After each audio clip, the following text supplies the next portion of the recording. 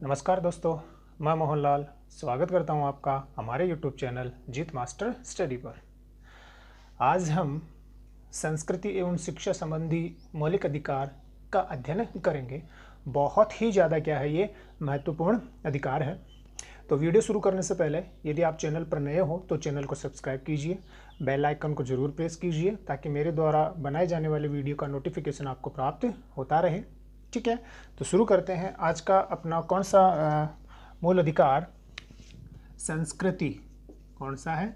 संस्कृति एवं शिक्षा संबंधी अधिकार। शिक्षा संबंधी अधिकार। ठीक है, कल्चरल एवं एजुकेशनल राइट्स की हम क्या करते हैं? बात करते हैं, जो आर्टिकल 29 से लेकर आर्टिकल कौन से तक है? 29 एवं 30 में है। तो संस्कृति एवं शिक्षा संबंधी अधिकार। एक तो यहाँ सबसे ज़्यादा महत्वपूर्ण प्रश्न ये बन जाता है कि ये जो आर्टिकल 29 एवं 30 में जो संस्कृति मतलब कल्चरल एवं एजुकेशनल जो राइट्स दिया गया है, ये सामान्यतया अल्पसंख्यकों के अधिकारों के संरक्षण की क्या करता है? बात करता है। तो एक तो सामान्य सा प्रश्न ये बनता है कि निम्न में से वो कौन सा मूल अधिकार है या निम्न में से वो कौन से अनुच्छेद हैं जो अल्पसंख्यकों के हितों के संरक्षण की बात करते हैं? तो आर्टिकल 29 एवं 30 अल्पसंख्यकों के संरक्षण, अल्पसंख्यकों के अधिकारों के संरक्षण की क्या करते हैं? बात करते हैं। तो सबसे पहले तो आपको ये बात ध्यान रखनी है। ठीक है।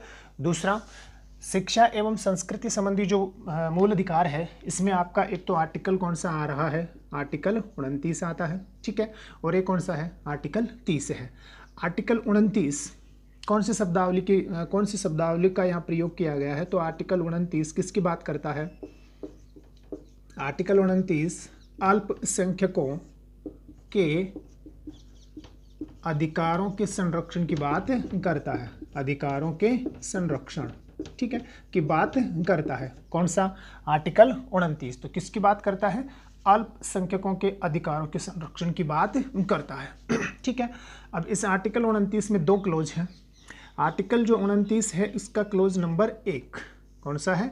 आर्टिकल 29 का क्लोज नंबर 1। ये शुरू करने से पहले आर्टिकल 29 कह क्या रहा है कि अल्पसंख्यकों के अधिकारों के संरक्षण की बात करता है। मतलब अल्पसंख्यकों के अधिकारों के संरक्षण का उपबंध किया गया है कौन से अनुच्छेद में? आर्टिकल 29 में। ठीक है, यहाँ कौन कौन से अल्पसंख्यक हैं?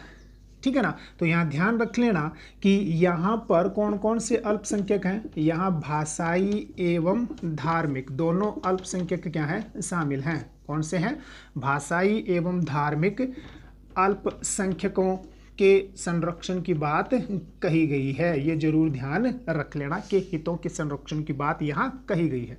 यद्यपि आप ये भी ध्यान रखना कि संविधान में कहीं भी अल्पसंख्यक शब्द को परिभाषित नहीं किया गया है। ठीक है, ये भी आप ध्यान रखना। आर्टिकल 30 में हम इसकी क्या करेंगे? चर्चा करेंगे कि फिर अल्पसंख्यकों का निर्धारण कैसे किया जाता है, तो उसकी बात भी हम करेंगे। अभी के लिए आपको क्या ध्यान रखना है कि संविधान में कहीं भी अल्पसंख्यक शब्द को परिभाषित नहीं किया गया है। आर्टिकल 29 में जो अल्पसंख्यक शब्दावली काम में ली गई है, ये जो माइनॉरिटीज़ जो शब्द काम में लिया गया है, इसमें दोनों शामिल हैं। भाषाई अल्पसंख्यक भी शामिल है और कौन सा अल्पसंख्यक भी शामिल है? धार्मिक अल्पसंख्यक भी क्या है? शामिल है। ठीक। दूसरा, आर्टिकल 29 क्या कहता है? आर्टिकल 29 ये कहता है कि भारत के किसी भाग में, भारत में या भारत के किसी भाग में रहने वाला प्रत्येक जो नागरिक है या नागरिकों का जो भाग है, नागरिकों का क्या है? भाग है। तो यहाँ शब्दों पर गौर करना। कौन सा शब्द है? नागरिकों का भाग। ठीक है ना, कौन है? नागरिकों का भाग। तो यहाँ नागरिक है, यहाँ कोई व्यक्ति नहीं है। मतलब आर्टिकल 29 एवं जो 30 है वो केवल भारतीयों को क्या है? प्राप्त है, क्योंकि यहाँ पर व्यक्ति शब्द का प्रयोग नहीं हुआ है। यहाँ कौन सा शब्द है? नागरिक है। ये जो है ना, कौन सा शब्द का प्रयोग किया गया है? नागरिकों का। तो शब्दों पर गौर करना कि आर्टिकल 29 फर्स्ट में क्या कहा गया है कि नागरिकों का भाग जिसकी क्या है? जिसकी अपनी भाषा, कौन है? भाषा है। जिसकी अपनी क्या है? लिपि है। जिसकी अपनी क्या है? संस्कृति है। तो इस संस्कृति को संरक्षित करने का अधिकार है। क्या करने का अधिकार है? संरक्षित करने का अधिकार है। ठीक है, कौन से आर्टिकल की बात है? आर्टिकल 29 का क्लोज नंबर 1 क्या कह रहा है कि नागरिकों का जो भाग है जो भारत में निवास करता है, जिसकी अपनी क्या है? भाषा है, लिपि है, संस्कृति है, को क्या करने का अधिकार है? संरक्षित करने का क्या है? अधिकार है। ठीक है, कौन सा क्लोज कहता है? क्लोज फर्स्ट यही बात कहता है। आर्टिकल 29 का क्लोज 2 क्या कहता है कि राज्य द्वारा पोषित, क्या है? राज्य द्वारा पोषित, ठीक है ना, या राज्य द्वारा क्या प्राप्त? सहायता प्राप्त, राज्य द्वारा सहायता प्राप्त शैक्षणिक जो संस्थान है, सहायता प्राप्त सभी शैक्षणिक संस्थानों में, सभी शैक्षणिक संस्थानों में किसी भी नागरिक को, सभी संस्थानों में किसी भी नागरिक को, किसी भी नागरिक को प्रवेश से, किसी भी नागरिक को प्रवेश से धर्म, ठीक है, भाषा, जाति, मूल वंश, कौन सा है? मूल वंश के आधार पर रोका नहीं जाएगा, के आधार पर रोका नहीं जाएगा, रोका नहीं जाएगा। ये है आपका क्लोज कौन सा? Close number 2। अब यहाँ ये जो शब्द उल्लेखित हैं इनको समझने का क्या करते हैं? प्रयास करते हैं। तो जैसा कि हमने आपको पहले बताया कि आर्टिकल 29 जो है ना वो अल्पसंख्यकों के अधिकारों के संरक्षण की बात करता है। तो यहाँ कौन कौन से अल्पसंख्यक हैं? भाषाई और कौन सा? धार्मिक, दोनों प्रकार के अल्पसंख्यक क्या है? शामिल है। यद्यपि संविधान में कहीं भी किसको परिभाषित नहीं किया गया, अल्पसंख्यक शब्द को परिभाषित नहीं किया गया। क्लोज 1 क्या कहता है कि नागरिकों का वह भाग जिसकी अपनी क्या है? भाषा है, लिपि है और कौन है? संस्कृति है, को संरक्षित करने का क्या है? अधिकार है। को संरक्षित करने का क्या है? अधिकार है। ठीक है ना। अब दूसरी बात यहाँ ध्यान रखना, ये कौन सा वाला भाग है? ये नागरिकों का भाग की बात करता है, इसकी अभी हम चर्चा करेंगे। 29(2) क्या कह रहा है कि राज्य द्वारा पोषित सहायता प्राप्त जितने भी शैक्षणिक संस्थान हैं, उन शैक्षणिक संस्थानों के प्रवेश में किसी भी नागरिक के साथ किसके आधार पर? धर्म के आधार पर, भाषा के आधार पर, जाति के आधार पर और किसके आधार पर? मूल वंश के आधार पर कोई भेदभाव नहीं किया जाएगा। ठीक है ना। यहाँ तक तो सब क्या है आपके समझ में आ रहा है।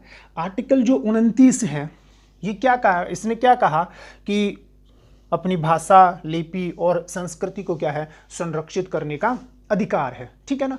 दूसरा, यहाँ कौन सा शब्द जुड़ा हुआ है कि नागरिकों का भाग। तो नागरिकों का जो भाग है, इस नागरिकों के भाग में सर्वोच्च न्यायालय का जो निर्णय है उस निर्णय के अनुसार, और वो निर्णय आया किसमें? एक वाद आया जिसका नाम था कौन सा? Saint Xavier. कौन सा है? सेंट जेवियर कॉलेज, ध्यान से देखना, Saint Xavier college society, Saint Xavier college society बनाम गुजरात राज्यवाद। कौन सा है? बनाम गुजरात राज्यवाद है। ठीक है। कब का? 1974 का। एक वाद और है जिसका नाम है DAV बनाम DAV वर्सेज पंजाब राज्यवाद, और ये है कब का? 1971 का। इन दोनों वादों के निर्णय को अगर हम देखें जो कि सर्वोच्च न्यायालय ने दिया, सर्वोच्च न्यायालय ने ये कहा कि आर्टिकल जो 29 है इसमें ये जो नागरिकों का जो भाग है, ये नागरिकों का जो भाग है इसमें आपके अल्पसंख्यक भी क्या है? समाहित है। कौन समाहित है? अल्पसंख्यक भी समाहित हैं, और इसमें कौन है? इसमें बहुसंख्यक भी क्या है? समाहित है। मतलब सर्वोच्च न्यायालय के निर्णय के अनुसार आर्टिकल 29 में जो, मतलब सर्वोच्च न्यायालय के निर्णय के अनुसार आर्टिकल 29 के जो अधिकार हैं वो अल्पसंख्यकों के साथ साथ किन को प्राप्त हैं? बहुसंख्यक को भी क्या है? प्राप्त है। यद्यपि आर्टिकल 29 में जो शब्द काम में लिया गया है वो कौन सा है? अल्पसंख्यक है, परंतु ये जो नागरिकों का भाग है, इस नागरिकों के भाग में दोनों ही क्या है, शामिल है। आपका कौन सा, अल्पसंख्यक समुदाय भी और कौन सा, बहुसंख्यक समुदाय भी क्या है, शामिल है। कहने का मतलब ये हो गया कि आर्टिकल 29 में जो अधिकार दिए गए हैं नागरिकों को, जो अपनी भाषा, लिपि, संस्कृति को क्या करते हैं, संरक्षित करने का काम करते हैं, तो ये जो अधिकार है ये अल्पसंख्यकों के साथ साथ किन को भी प्राप्त है, बहुसंख्यक को भी क्या है, प्राप्त है। इसी प्रकार से ये जो भेदभाव न करने का जो उपबंध किया गया है ये दोनों को ही क्या है, प्राप्त है। ठीक है, ये सबसे ज्यादा क्या है, महत्वपूर्ण है। ठीक है, किसके अनुसार, सर्वोच्च न्यायालय के निर्णय के अनुसार। सेंट जेवियर कॉलेज सोसाइटी बनाम गुजरात राज्यवाद और डीएवी वर्सेस पंजाब राज्यवाद के अनुसार। ठीक है, दूसरा जो क्लॉज नंबर जो 2 है, आर्टिकल 29 का क्लॉज नंबर 2, ये क्या कह रहा है कि राज्य द्वारा पोषित और जो सहायता प्राप्त जो शैक्षणिक संस्थान है, यहाँ के जो प्रवेश हैं उन प्रवेश में क्या नहीं किया जाएगा, इन 4 आधारों पर भेदभाव नहीं किया जाएगा। तो हम यूँ कह सकते हैं कि आर्टिकल 29 का जो क्लॉज नंबर जो 2 है वो क्या करता है, वो प्रत्येक जो नागरिक है, कौन सा है, प्रत्येक जो नागरिक है उस प्रत्येक नागरिक के सम्मान की बात करता है। किसकी बात करता है, प्रत्येक नागरिक के सम्मान की क्या करता है, बात करता है। तो ये आपका कौन सा आर्टिकल है, आर्टिकल 29 है। मुझे उम्मीद है कि आपको जरूर ये क्या होगा, समझ में आया होगा। ठीक है, तो आप इसका एक क्या कर लीजिए, स्क्रीनशॉट ले लीजिए, फिर बात करते हैं किसकी, आर्टिकल 30 की।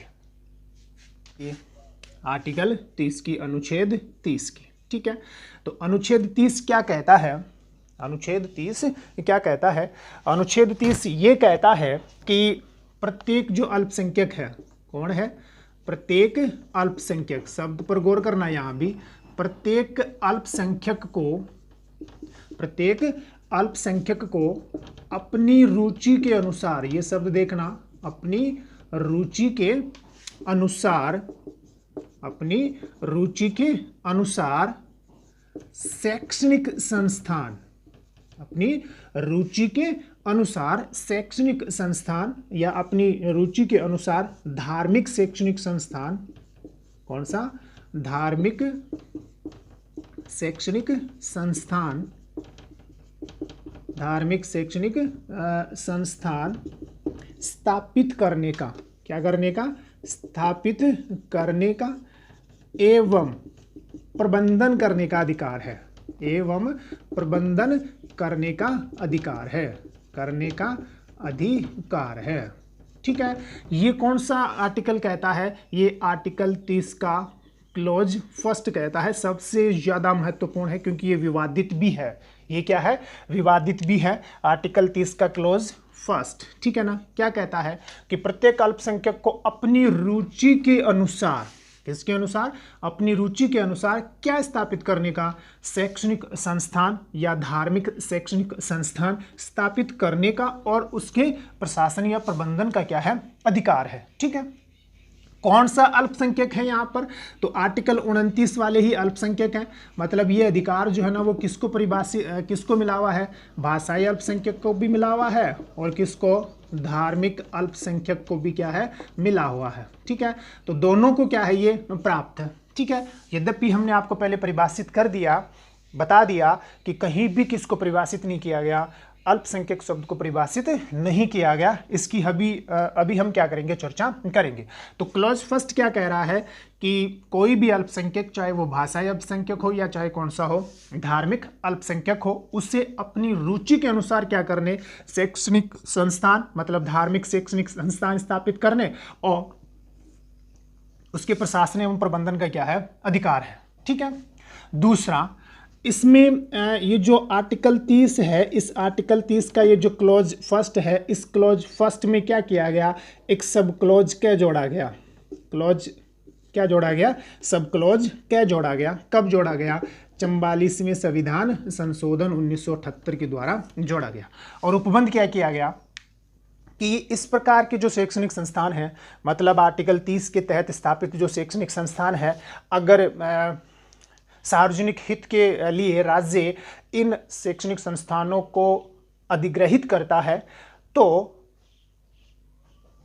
राज्य को क्या करना पड़ेगा, बाजार रेट के आधार पर मुआवजा देना पड़ेगा। मतलब राज्य जब इस प्रकार के शैक्षणिक संस्थानों का अधिग्रहण करता है तो उसे बाजार रेट पर क्या करना पड़ेगा, मुआवजा देना पड़ेगा। ये उपबंध किया गया कौन से संविधान संशोधन के द्वारा, 44वें संविधान संशोधन के द्वारा। किसमें किया गया, आर्टिकल 30 के क्लॉज फर्स्ट में सब क्लॉज कह करके ये उपबंध किया गया।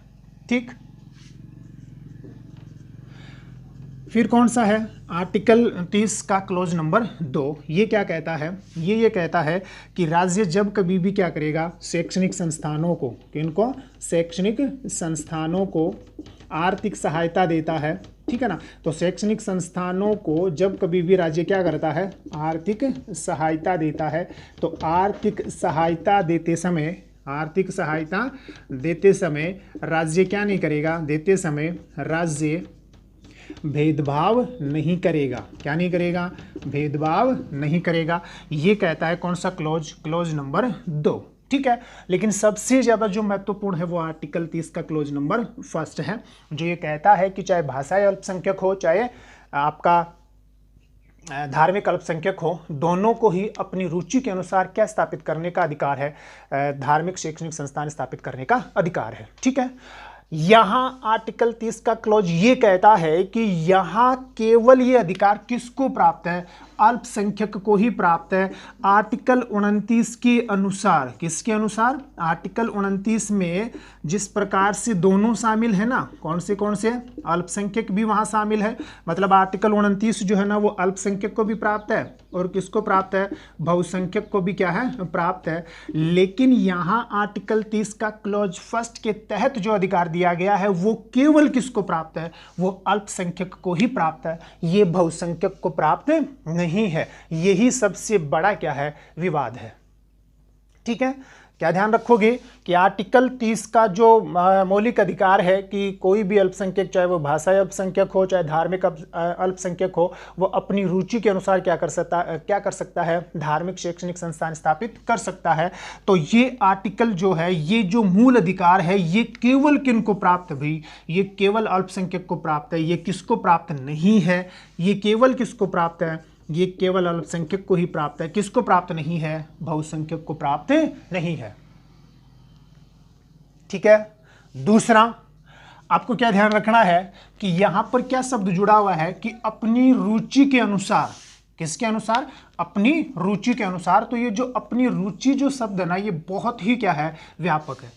मतलब क्या हो गया कि जब कभी भी इस प्रकार के धार्मिक अल्पसंख्यक संस्थान स्थापित किए जाते हैं तो इन धार्मिक शैक्षणिक जो अल्पसंख्यक जो धार्मिक शैक्षणिक संस्थान हैं, इनमें पाठ्यक्रम क्या होगा, है ना, इसका पाठ्यक्रम क्या होगा। ठीक है ना, जो माध्यम है, मतलब कौन से माध्यम का ये विद्यालय होगा, हिंदी माध्यम का होगा, इंग्लिश का होगा, या उर्दू का होगा, या अन्य किसी भाषा का होगा, है ना, कौन सा विषय यहाँ पढ़ाया जाएगा आदि सभी का निर्धारण ऐसे शैक्षणिक संस्थानों का प्रबंधन करने वाला क्या करता है, इन सब का निर्णय करता है, क्योंकि वो अपनी रुचि के अनुसार क्या कर रहे हैं, इस प्रकार के शैक्षणिक संस्थान स्थापित कर रहे हैं। तो आपको क्या ध्यान रखना है कि जितने भी धार्मिक अल्पसंख्यक शैक्षणिक संस्थान हैं, उनका पढ़ाने का माध्यम क्या होगा, है ना, पाठ्यक्रम क्या होगा, कौन सा विषय वहां पढ़ाया जाएगा